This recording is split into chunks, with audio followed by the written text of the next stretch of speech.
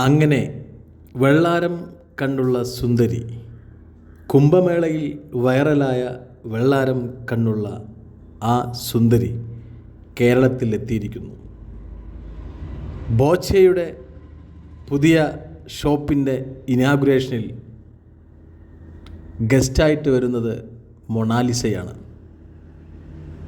Honey റോസിൻ്റെ കാര്യം തീരുമാനമായി, അന്നാരാജൻ്റെ കാര്യവും തീരുമാനമായി. ബോച്ച എന്ന ബോബി ചെമ്മണ്ണൂരിൻ്റെ ചെമ്മണ്ണൂർ ജുവല്ലേഴ്സ് ഇനോഗ്രേഷൻ ചെയ്യാത്ത നായികമാർ, നടിമാർ കുറവാണ്. ഈ അടുത്ത കാലത്തൊക്കെ ഹണി റോസിൻ്റെ തേരോട്ടമായിരുന്നു ബോച്ചയുടെ ഷോപ്പിൻ്റെ ഇനാഗുറേഷനിൽ. അന്നാരാജൻ്റെ തേരോട്ടമായിരുന്നു.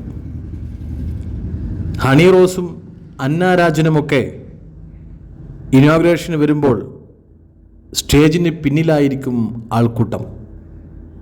വസ്ത്രദാനത്തിലും മേനിയഴകിലും ജനശ്രദ്ധ പിടിച്ചു പറ്റിയ നായികമാരാണ് ഹണി റോസും അന്നാരാജനും.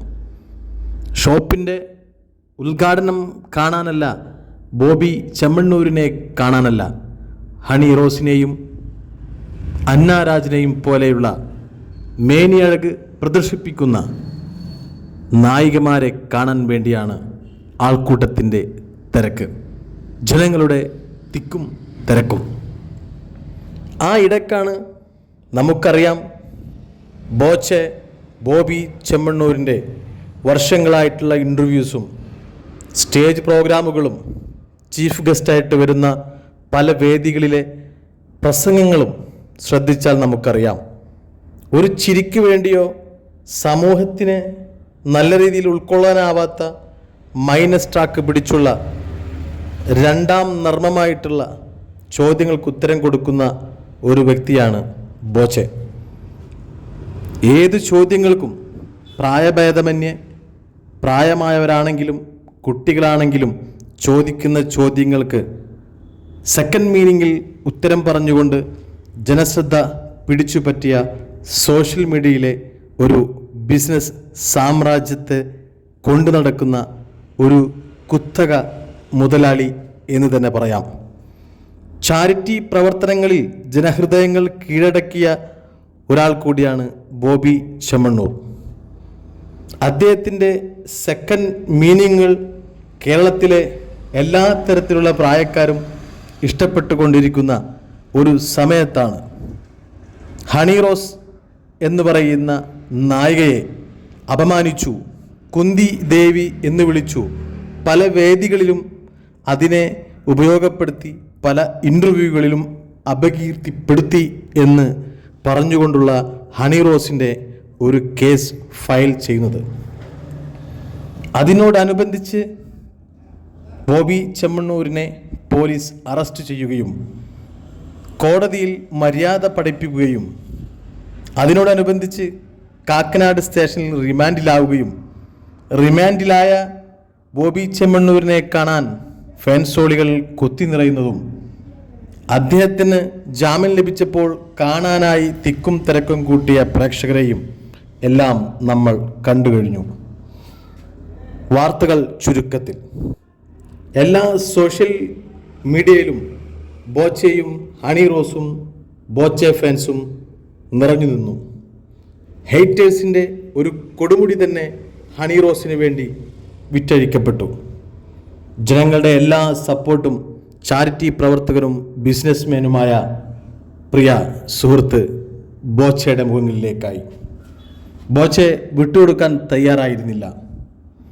ഹണി റോസ് എന്ന് പറയുന്ന ഒരു ബാഡ് കവറേജുള്ള, സ്ത്രീത്വത്തെ അപമാനിക്കുന്ന രീതിയിൽ മുമ്പോട്ട് കൊണ്ടുപോയിക്കൊണ്ടിരിക്കുന്ന ഹണി റോസ് എന്ന് പറയുന്ന വ്യക്തിയെ കേരളത്തിലെ ജനങ്ങൾ ഒന്നടങ്കം ക്രൂശിച്ചു. കാരണം ഹണി റോസിനേക്കാളും എത്രയോ മുകളിലാണ് ബോച്ചെ എന്ന ചാരിറ്റി പ്രവർത്തകൻ്റെ സാമ്രാജ്യം എന്ന് നമുക്കറിയാം. എല്ലാ പ്രശ്നങ്ങളും കെട്ടടങ്ങിയതിന് ശേഷം വീണ്ടും ബോബി ചെമ്മണ്ണൂർ ഉയർച്ചയിലേക്ക്. നേരത്തെ നമ്മൾ പറഞ്ഞു നിർത്തിയ കുംഭമേളയിൽ വൈറൽ ഗേളായ വെള്ളാരം കണ്ണുള്ള ആ സുന്ദരി മൊണാലിസ ഒരാഴ്ചത്തോളം സോഷ്യൽ മീഡിയയിൽ ജനശ്രദ്ധ പിടിച്ചുപറ്റിയ ആ വെള്ളാരം കണ്ണുള്ള സുന്ദരിയെ ബോച്ചെ അദ്ദേഹത്തിൻ്റെ പുതിയ ജ്വല്ലറി ഷോറൂമിൻ്റെ ഇനോഗ്രേഷൻ ക്ഷണിച്ചിരിക്കുന്നു. 15 ലക്ഷം ഇന്ത്യൻ മണി, കൂടാതെ ഡയമണ്ട് നെക്ലേസ് ഗിഫ്റ്റ്. കണ്ണ് തള്ളിപ്പോയിട്ടുണ്ടായിരിക്കാം അന്ന രാജിൻ്റെയും ഹണി റോസിൻ്റെയും. കണ്ണാണോ തള്ളിയത്? കുന്തി ദേവിയുടെ അതാണോ തള്ളിയത്? അറിയില്ല. എങ്കിലും ഇന്ന് സോഷ്യൽ മീഡിയയിൽ ഏറ്റവും കൂടുതൽ ചർച്ച ചെയ്യപ്പെടുകയാണ് ഹണി റോസ്, അന്ന രാജൻ എന്നിവരെ പോലെയുള്ള നടികളുടെ വസ്ത്ര സമുച്ചയങ്ങൾ. ഇന്ന് സോഷ്യൽ മീഡിയയിൽ ആറാടുകയാണ് ബോച്ചെ എന്ന ചാരിറ്റി ബിസിനസ്മാൻ്റെ ചരിത്രവും. ഒരു കാര്യം കേരളക്കര മനസ്സിലാക്കണം. ഹണി റോസ്, അന്ന രാജൻ എന്നിവരെ പോലെ തുണിയഴിച്ച് മേനിയഴകി കാട്ടി കാശുണ്ടാക്കുന്ന സ്ത്രീകളെയല്ല കേരളത്തിനാവശ്യം.